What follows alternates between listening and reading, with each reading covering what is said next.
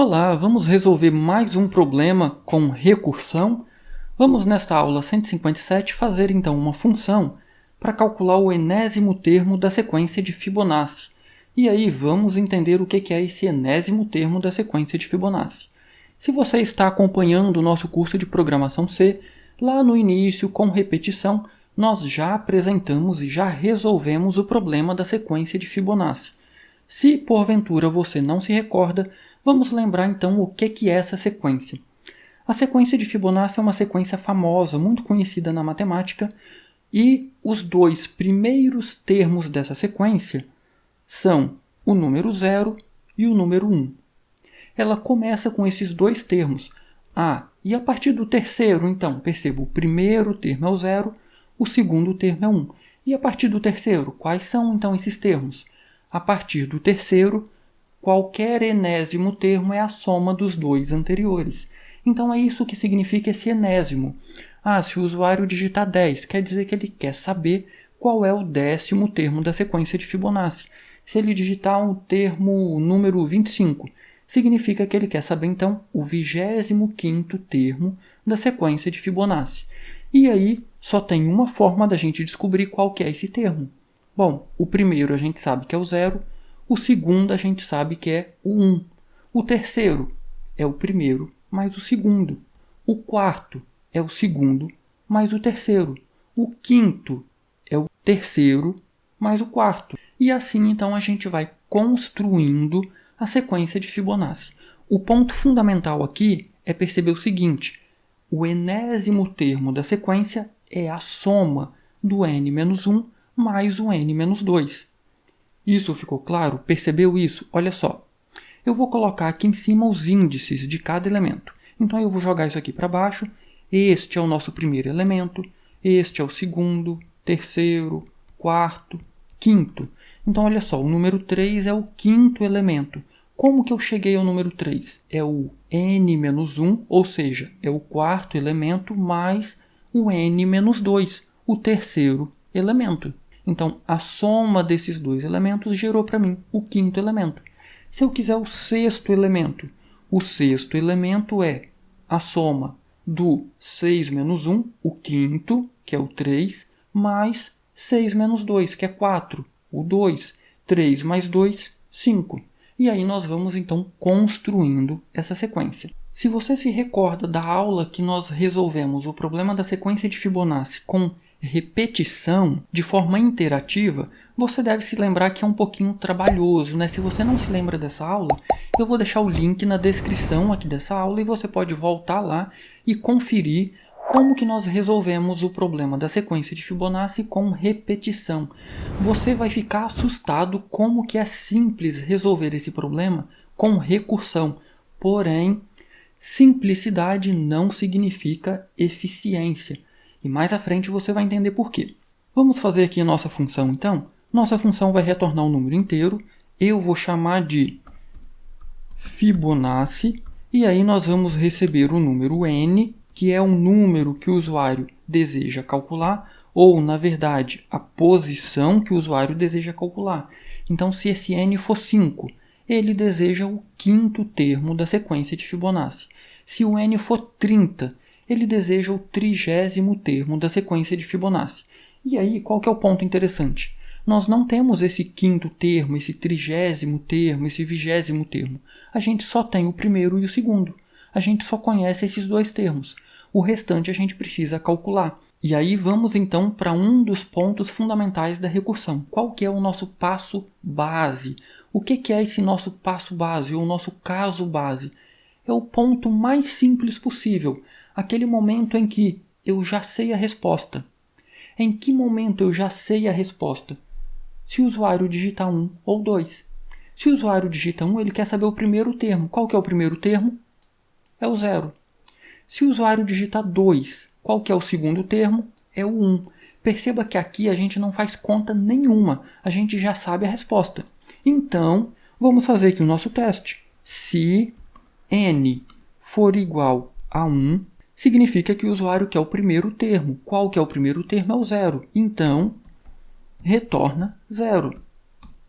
Porém, esse teste pode ser falso, concorda? Só que eu ainda tenho outro caso base, que esse n pode não ser o 1, mas pode ser o 2. Se o usuário digitar 2, significa que ele quer o segundo termo. Qual que é o segundo termo? É o 1. Eu não preciso fazer nenhum cálculo, eu já sei que o segundo termo é o 1. Então aqui dentro eu vou ter outro teste. Se n for igual a 2, significa então que o usuário quer o segundo termo. Então, retorna 1, que é o nosso segundo termo. Se não, novamente esse teste pode ser falso. E aqui agora que vem a chamada recursiva. Olha só, aqui vai ser um processo bem intuitivo, semelhante ao fatorial. Lembra do processo recursivo que a gente fez para o fatorial? O que eu disse aqui para a gente calcular, por exemplo, o sétimo termo? Lembra? O que eu mencionei aqui que a gente precisa fazer para calcular o sétimo termo? Não é, eu vou colocar entre parênteses, o 7 menos 1 mais o 7 menos 2. É exatamente isso aqui que a gente vai fazer aqui. Olha só, eu quero calcular o enésimo termo da sequência, mas eu não sei quem é n. Então, eu preciso calcular quem é os dois termos anteriores, certo? Então, olha só. Fibonacci de n menos 1 mais Fibonacci de n menos 2. Olha só, é exatamente isso que eu estou fazendo aqui. O usuário digitou o número 10, eu quero o décimo termo. Eu não sei quem é o décimo, então 10 é igual a 1? Não, veio para o else. 10 é igual a 2? Não, veio para o else.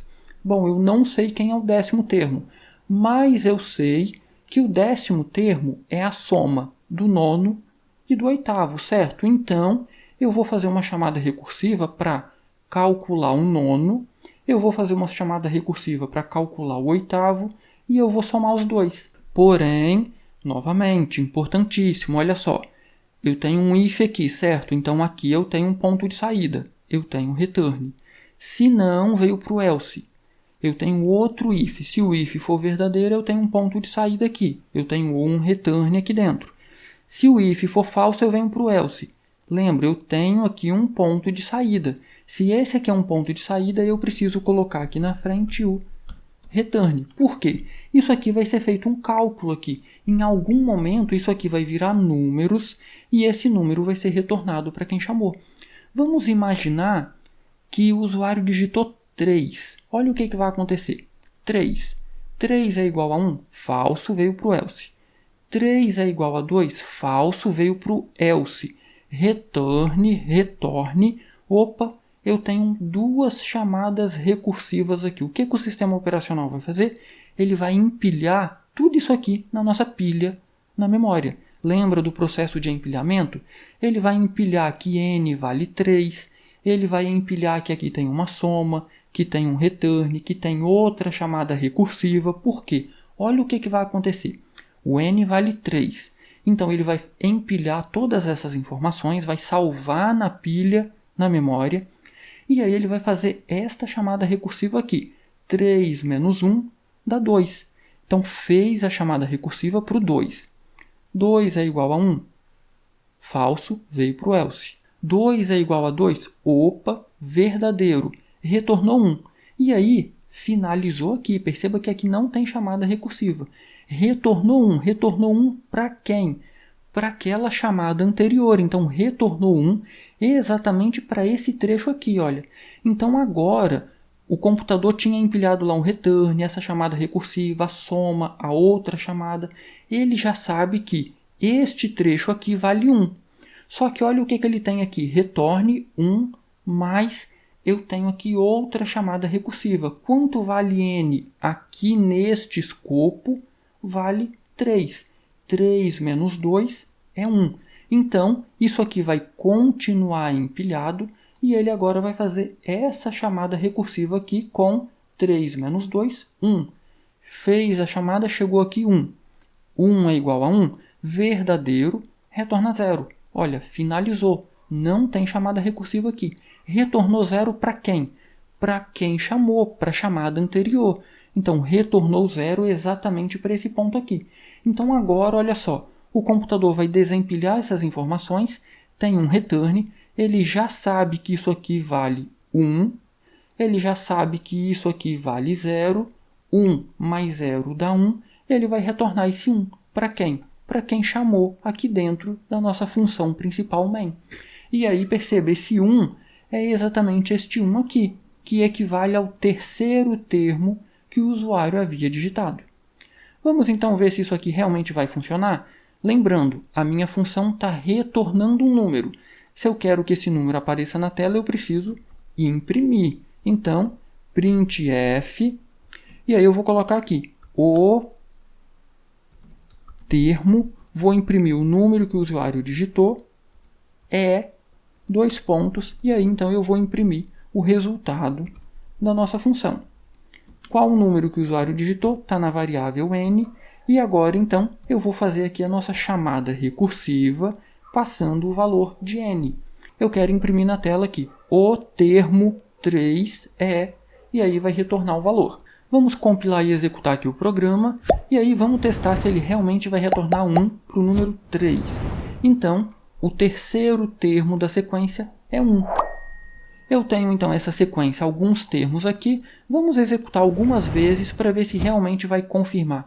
O quarto termo é o 2, ok, correto. O nosso quinto termo, será que ele vai retornar 3? O quinto termo é o 3, ok. O sexto termo, o nosso sexto termo é o número 5. Então perceba que a nossa função está correta. Agora então, eu vou executar ele novamente, eu posso pedir um número maior. O 20º termo, por exemplo. Perceba que o 20º termo na nossa sequência aqui é o número 4181. Então perceba que essa é uma sequência que cresce bem rápido. Se eu pedir aqui o 30º termo, nós já temos aí o número 514.229. Já deixou seu like nessa aula? Deixa seu like aí, se inscreva no canal se você não é inscrito ainda. E já sabe, né? Qualquer dúvida, posta nos comentários que eu terei o maior prazer em ajudar. No mais, um grande abraço, bons estudos e até a nossa próxima aula.